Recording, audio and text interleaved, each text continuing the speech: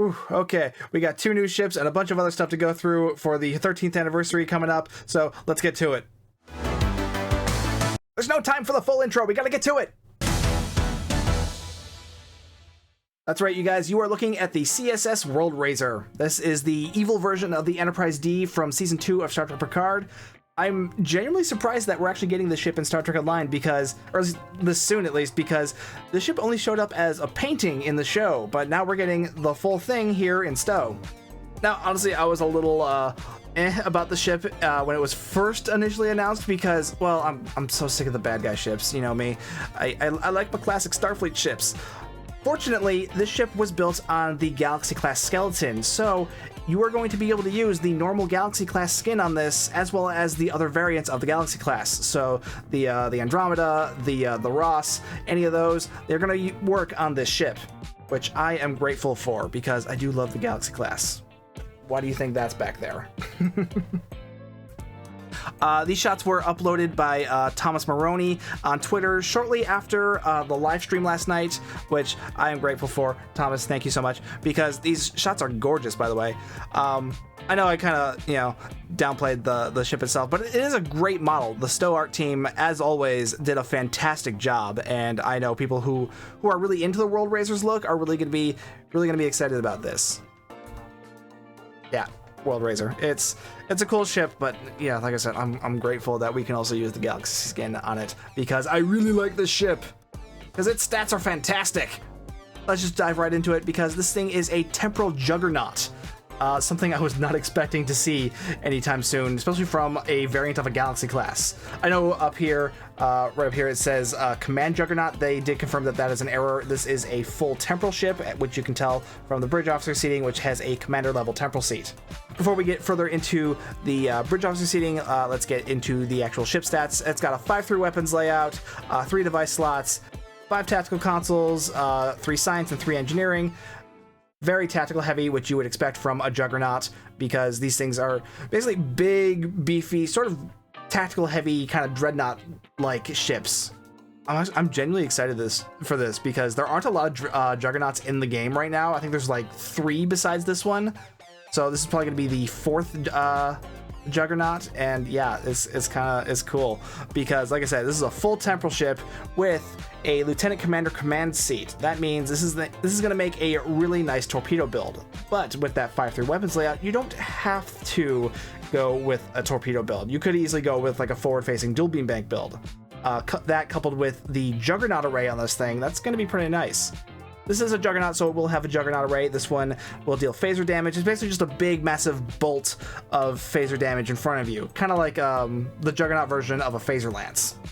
A little more detail on the buff seating. It's got a Lieutenant Commander Universal, Lieutenant Level Universal, Commander Tactical / Temporal, Lieutenant Commander Engineering / Command, and an Ensign Level Science seat.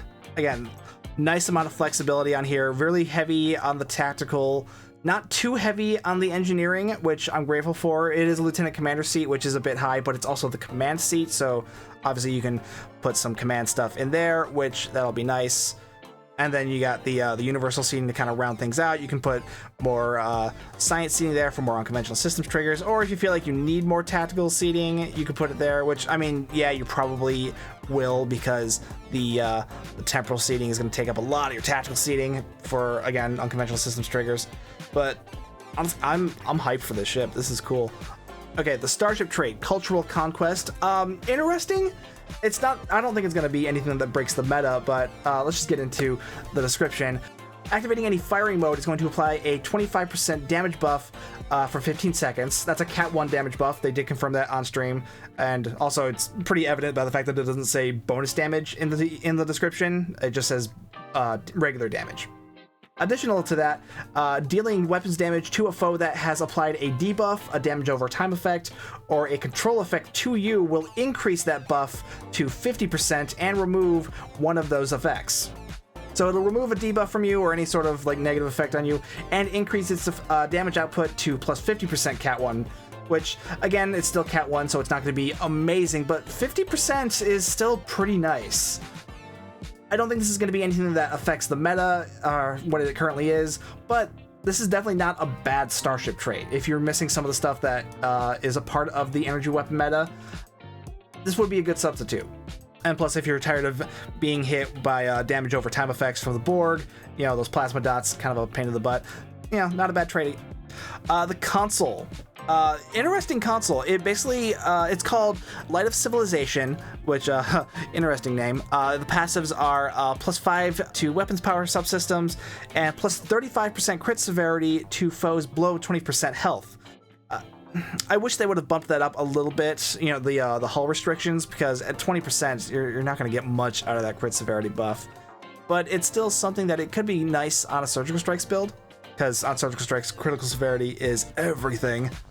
Now, the console's effect itself, it deals a heavy damage over time effect to a single target, and then makes a basically makes a buffed version of a warp core breach on that target. Basically, it fires a sustained phaser beam at one target, which will start as a little normal phaser beam, and then it'll turn into a big beefy phaser beam after 3 seconds, which it will fire for additional 3 seconds.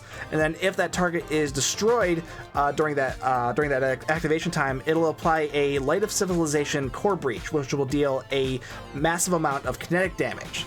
So the idea is to kind of turn a single target build and give it a little bit more extra spread damage, which on a single target build is always nice. So you could be running like Beam Overload or Surgical Strikes with this thing, and then probably use something like Gravity Well to bring all your enemies together. Apply this to one of your heavier targets, and then when it explodes, that'll deal a bunch of splash damage to everything that's also pulled into that Gravity Well.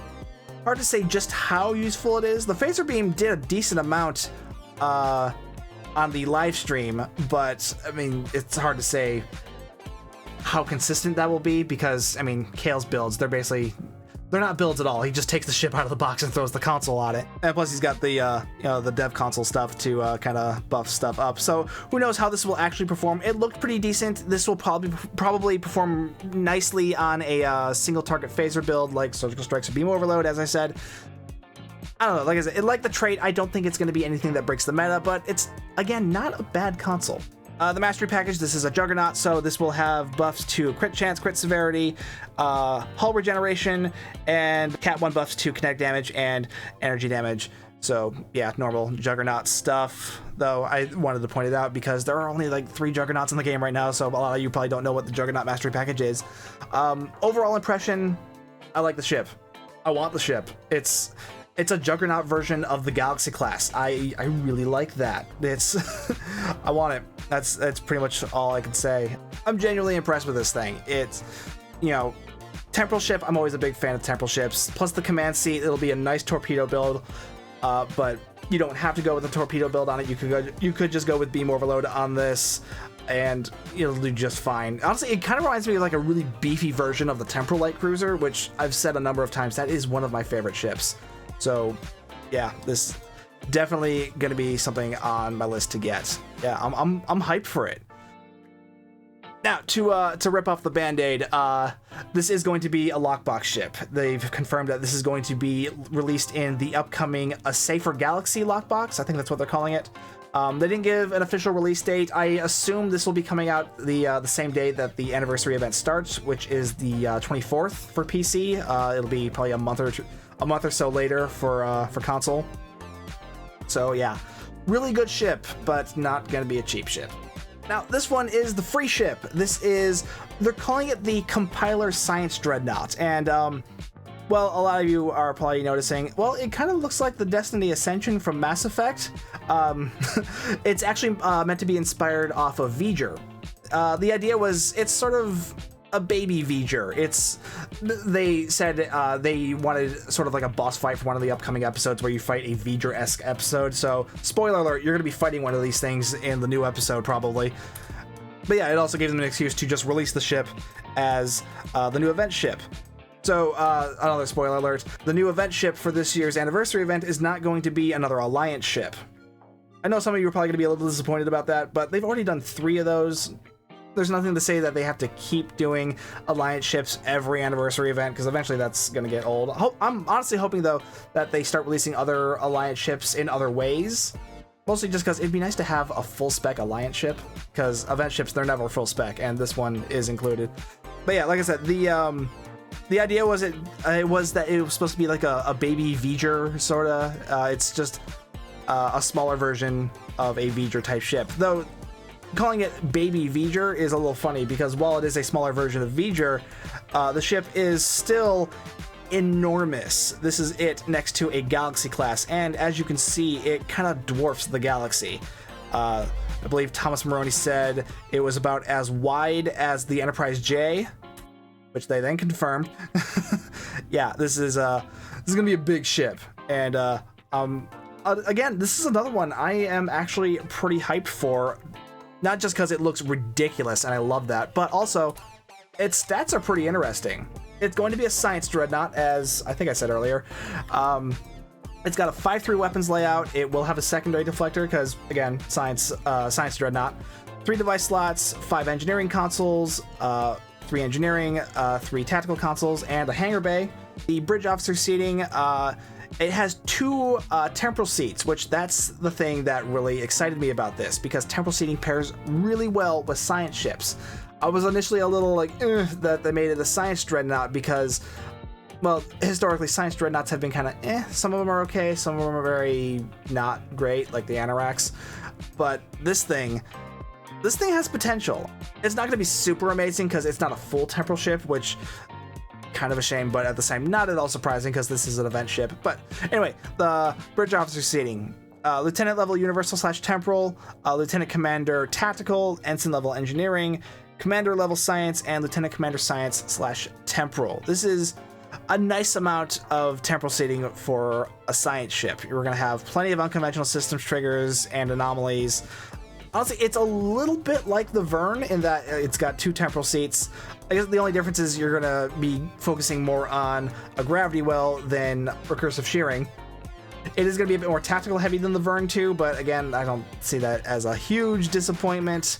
Again, it's not going to be something that breaks the meta, but it is going to be a very interesting ship, and I am hyped for it, especially with some of the other toys on it, because, guys, they really went all out with this thing. This thing is crazy. The console is called Volatile Digitizer Matrix. The passives aren't super impressive. The power transfer rate is okay. The exotic particle damage buff isn't huge, but I mean, it's a science build. You're gonna want all the EPG you can get. The shields, I don't know why they bother with the shields. Who cares about shields? They're shields. They're like tissue paper and stuff. But the effect this thing has, it basically turns you into a torpedo. So when you activate it, you transform into a what they call a digitizer probe, which is basically this big glowy thing you're seeing down here. You turn into one of those, and you spawn like 4 others next to you. Your weapons and abilities will be disabled. Your speed will be significantly buffed, so you're going to be flying at plus 400% flight speed and turn rate, and you'll be dealing a bunch of plasma damage to nearby enemies within 5 kilometers. This will be the same thing with the other ones that you spawn around you. They'll be flying around, dealing a bunch of plasma damage to nearby enemies. When the transformation ends, though, you'll deal a much more significant amount of plasma damage to nearby foes within 5 kilometers. So big, nice AoE plasma explosion. Basically, the torpedo will detonate, and you'll turn back into your ship. It's kind of like basically the opposite of what they did with the jellyfish, where the jellyfish you basically can't move at all or barely move at all, and you have this big AoE electrical damage / heal thing, whereas this thing, you are just transformed into this little ball of speed and plasma damage. It's very interesting. It's also got this really cool visual effect. You kind of do the whole V'ger digitization thing where you kind of dissolve and turn into this torpedo and spawn a bunch of others, and they all just fly around the map, and it's really cool. Again, this isn't something I think is gonna significantly affect the meta, but I think it's a free console that I think people are gonna be amused with. It looks like fun. That's all I can say about it. It looks like fun. Now, couple this with the Starship trait, which is called Digital Compilation. Defeating an enemy will transform it into a digitizer probe that will chase enemies around and deal some plasma damage to them. So you're basically making additional smaller versions of this torpedo every time you kill an enemy with this trait slotted. Though they did state on the live stream that will max out at 5 probes, so you'll only be able to make 5 additional probes with the Starship trait. A little bit of a bummer, but I mean, obviously they were going to put a cap on that. But yeah, the trait, again, not something that's going to break the meta, but Honestly, I'm just excited for this thing all around, just theme-wise. It's gonna be really amusing to play. I'm actually really excited for this. The ship will also come with some unique hangar pets, because obviously we got a unique V'ger type ship, and it has a hangar bay, so obviously we need some unique V'ger type hangar pets. These are called digital construct drones. They're frigate pets. There are some restrictions on it. They can only be equipped to this ship or any full carrier. So they did say anything with 2 hangar bays, but this does say full carrier, so I don't know if that includes Dreadnought carriers or flight deck carriers. We'll have to see later. I would guess no. I would think they would want to focus this more on science stuff, but that's just my assumption. The abilities on these things, they're kind of interesting. They're equipped with 2 beam arrays, 1 forward, 1 aft, a digitizer plasma dual beam bank, and a heavy digitizer probe launcher, which that's the new torpedo. I'll get into those a little bit later because there's some new weapons types both on this ship and on the in the lockbox, which we got a little bit of a look at. But this thing will be able to use subnucleonic pulse, beam overload, and gravimetric conversion, along with something they're calling digital impact, which is basically like ramming speed, but it'll create another probe. So that's more probes that you can make with this thing. So basically, it's like its own pet theme build almost. Which, I mean, y'all know how much I like my pet builds.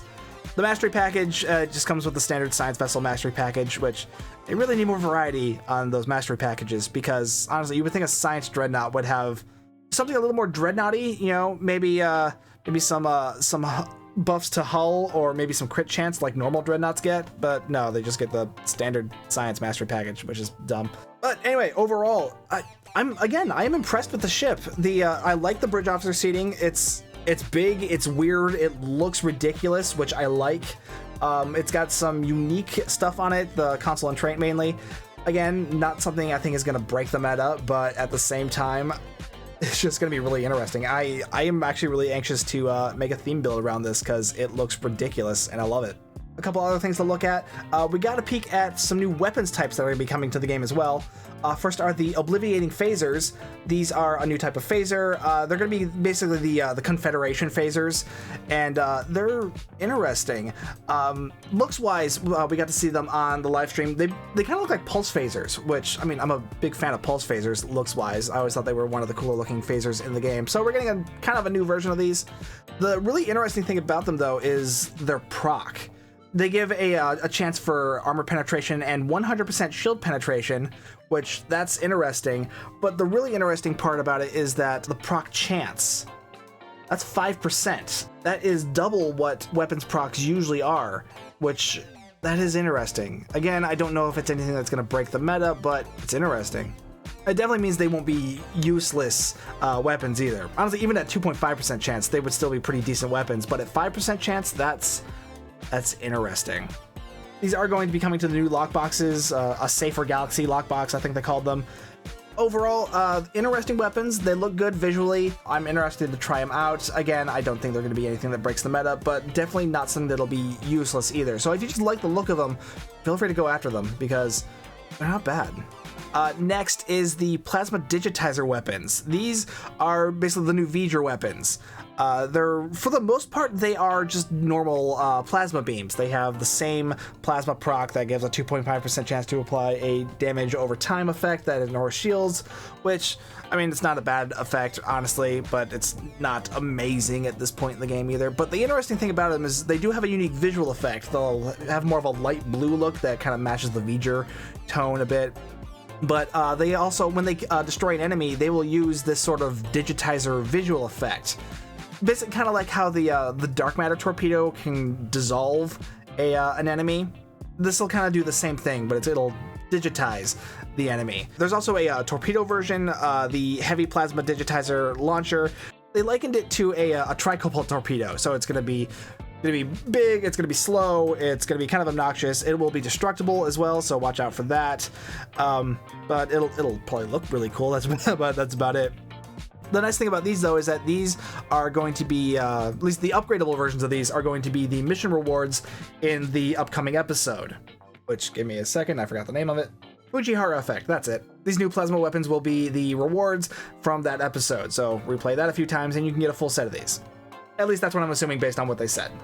One last thing to look at is a new Vanity Shield. We got a preview of this on the live stream as well. It's well, it's a dark gray camouflage that is also going to be in the new A Safer Galaxy lockbox. It's kind of meant to emulate the pattern that La Sirena had, or the Confederation version of La Sirena had. Yeah, honestly, not much to say about it beyond that. That's what it looks like. If you've been wanting a camouflage pattern hull material, here you're getting one with the new lockbox. I don't know. Not much to say about it. I'm not really a big Vanity Shield guy, so this is something I will be passing on. But if you like it, good on you. You're getting camo hull. So yeah, that is some of the new stuff coming to Star Trek Online soon. The anniversary event starts on January 24th. They didn't give a solid release date on the new lockbox, but I assume that's going to be coming out the same day. Be sure to let me know what you guys think of the new ships down below in the comments. I know I'm really excited for them, but I'm curious to see what you guys think. While you're down there, be sure to hit like and subscribe and hit that bell for notifications. If you'd like to further support the channel, hit that join button to become a member, or hit the super thanks button, or you can find the merch store link in the video's description. Either way, thank you so much for watching. My name's Stu, and I will see you guys next time.